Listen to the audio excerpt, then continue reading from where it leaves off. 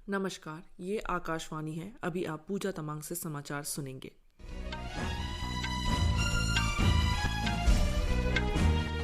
पहले मुख्य समाचार। मध्य प्रदेश, छत्तीसगढ़, राजस्थान और तेलंगाना में चुनाव प्रचार जोरों पर। प्रधानमंत्री ने सतना में जनसभा को संबोधित किया।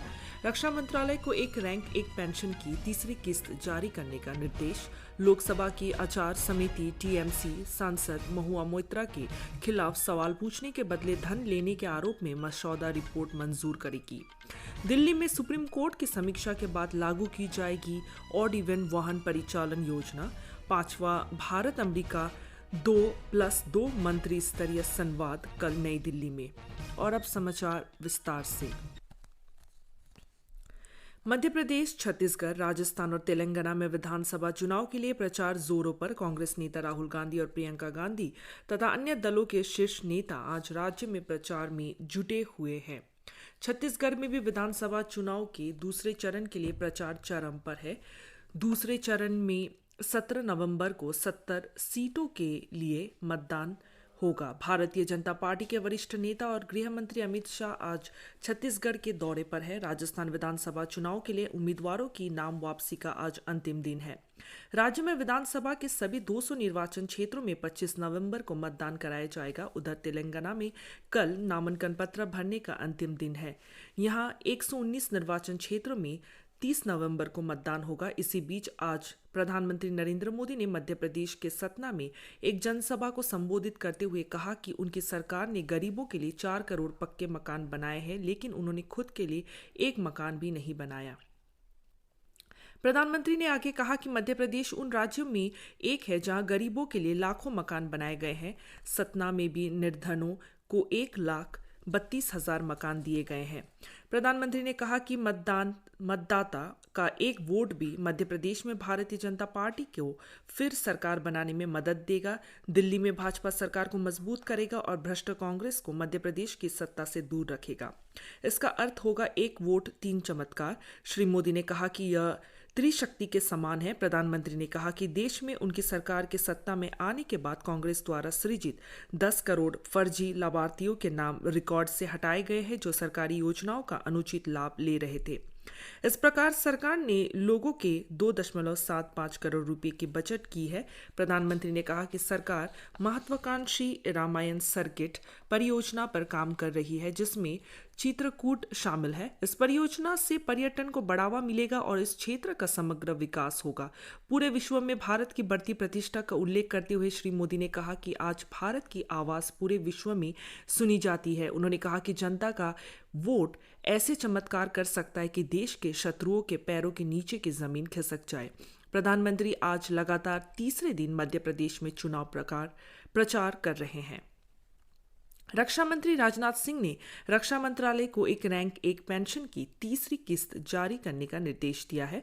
इस निर्णय से दीपावली से पहले स्पर्श प्रणाली के माध्यम से पेंशन प्राप्त करने वाले रक्षा पेंशन भोगी लाभान्वित होंगे। एक सोशल मीडिया पोस्ट में श्री राजनाथ सिंह ने कहा कि बैंकों और अन्य एजेंसियों को भी यह निर्देश जारी कर दिया गया है। प्रधानमंत्री नरेंद्र मोदी ने उत्तराखंड के स्थापना दिवस पर वहां के लोगों को शुभकामनाएं दी है। श्री मोदी ने सोशल मीडिया पोस्ट में लिखा कि देवभूमि उत्तराखंड ने भारतीय संस्कृति और परंपराओं की समृद्धि में अमूल्य योगदान दिया है। उन्होंने यह भी कहा कि प्राकृतिक पर्यटन के लिए प्रसिद्ध राज्य की जनता परिश्रमी और बहादुर है। विश्वविद्यालय अनुदान आयोग ने भारत में विदेशी विश्वविद्यालयों के परिसर खोले जाने और इनके संचालन से संबंधित विनियम घोषित किए हैं। इसके अनुसार विदेशी विश्वविद्यालय पात्रता शर्तें पूरी करने पर भारत में अपना कैंपस खोल सकते हैं। साथ ही वैश्विक रैंकिंग में शीर्ष 500 में इनका स्थान होना जरूरी है। इन विश्वविद्यालयों को नए पाठ्यक्रम शुरू करने से पहले विश्वविद्यालय अनुदान आयोग से अनुमति लेनी होगी। यह विश्वविद्यालय भारत में एक से अधिक कैंपस स्थापित कर सकते हैं। इसके लिए उन्हें अलग अलग आवेदन देना होगा। आयोग ने कहा कि भारत में स्थापित विदेशी विश्वविद्यालयों को भर्ती नियमों के अनुसार अपने शिक्षक और अन्य कर्मचारी नियुक्त करने की स्वायत्तता होगी, लेकिन ये ऑनलाइन पाठ्यक्रम या दूरस्थ शिक्षा कार्यक्रम शुरू नहीं कर सकेंगे। लोकसभा की आचार समिति आज तृणमूल कांग्रेस सांसद महुआ मोइत्रा के खिलाफ सवाल पूछने के बदले धन लेने के आरोप में मसौदा रिपोर्ट मंजूर करेगी। इस संबंध में संसद भवन में भारतीय जनता पार्टी सांसद विनोद कुमार सोनकर की अध्यक्षता में बैठक होगी। महुआ मोइत्रा इस महीने की 2 तारीख को सवाल के बदले पैसे लेने के कथित मामले में लोकसभा की आचार समिति के समक्ष पेश हुई थी। भाजपा सांसद निशिकांत दुबे ने आरोप लगाया था कि तृणमूल कांग्रेस सांसद ने अडानी ग्रुप और प्रधानमंत्री नरेंद्र मोदी को निशाना बनाने के लिए एक व्यापारी की ओर से संसद में सवाल पूछने के लिए रिश्वत ली थी। हालांकि महुआ मोइत्रा ने इस आरोप का खंडन किया था। केंद्र सरकार ने ट्रैवल एजेंसियों से कोविड महामारी के कारण रद्द यात्रा कार्यक्रम का लंबित भुगतान ग्राहकों को नवंबर के तीसरे सप्ताह तक जारी करने को कहा है। उपभोक्ता मामलों के विभाग ने उपभोक्ता संबंधित मुद्दों पर चर्चा के लिए ऑनलाइन ट्रैवल एजेंसियों के साथ बैठक की। इसमें मेक माई ट्रिप, यात्रा, क्लियर ट्रिप आदि ट्रैवल एजेंसियों के प्रतिनिधि भी उपस्थित रहे।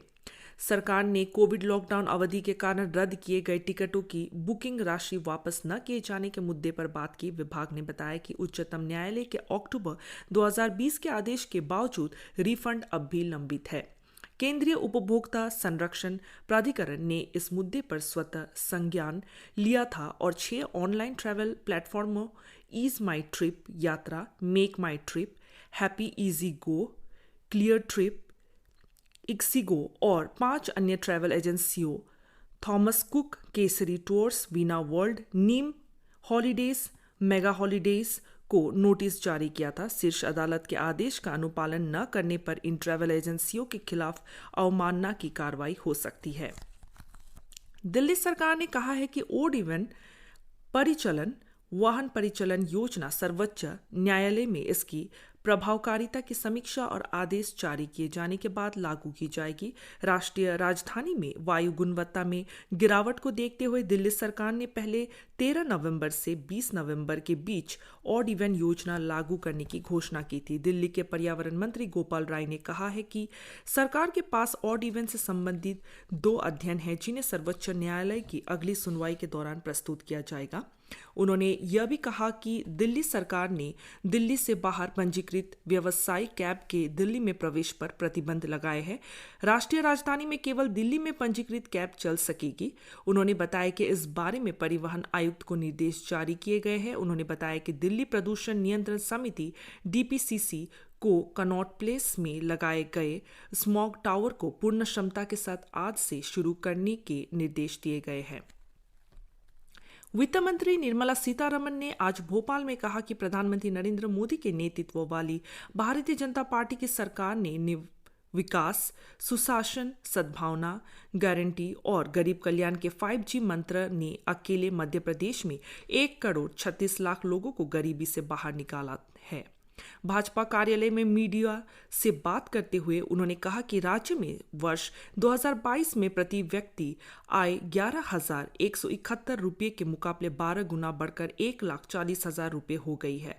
वित्त मंत्री ने कहा कि राष्ट्रीय सकल घरेलू उत्पाद में राज्य का योगदान भी 2002 में 3% से बढ़कर अब 4.8% हो गया है। इसी प्रकार राज्य की GDP 2002 में 71,500 करोड़ रुपये से बढ़कर अब 13,08,000 करोड़ रुपए हो गई है। उन्होंने राज्य में आर्थिक ढांचे में हुई प्रगति के अन्य पहलुओं की भी जानकारी दी।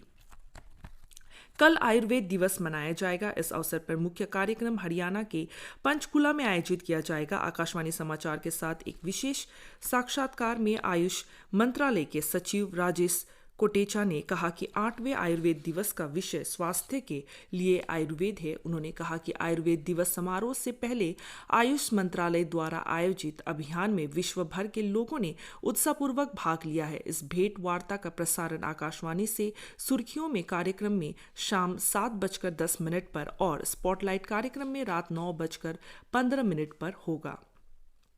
भारत और अमेरिका के बीच 5वां मंत्री स्तरीय 2+2 संवाद कल नई दिल्ली में आयोजित होगा। रक्षा मंत्री राजनाथ सिंह और विदेश मंत्री S जयशंकर अमेरिका के रक्षा मंत्री लॉयड ऑस्टिन और विदेश मंत्री एंटनी ब्लिंकन से बातचीत करेंगे। इस संवाद के माध्यम से रक्षा और सुरक्षा सहयोग, प्रौद्योगिकी सहयोग तथा दोनों देशों के लोगों के बीच संपर्क बढ़ाने में हुई प्रगति की समीक्षा की जाएगी। विदेश मंत्रालय ने एक वक्तव्य में कहा कि इस वर्ष जून और सितंबर में प्रधानमंत्री नरेंद्र मोदी और अमेरिका के राष्ट्रपति जो बाइडेन के बीच हुई बातचीत के अनुरूप भारत अमेरिका साझेदारी को आगे बढ़ाने के उपायों पर विचार विमर्श होगा। इसी के साथ ये समाचार बुलेटिन समाप्त हुआ। नमस्कार।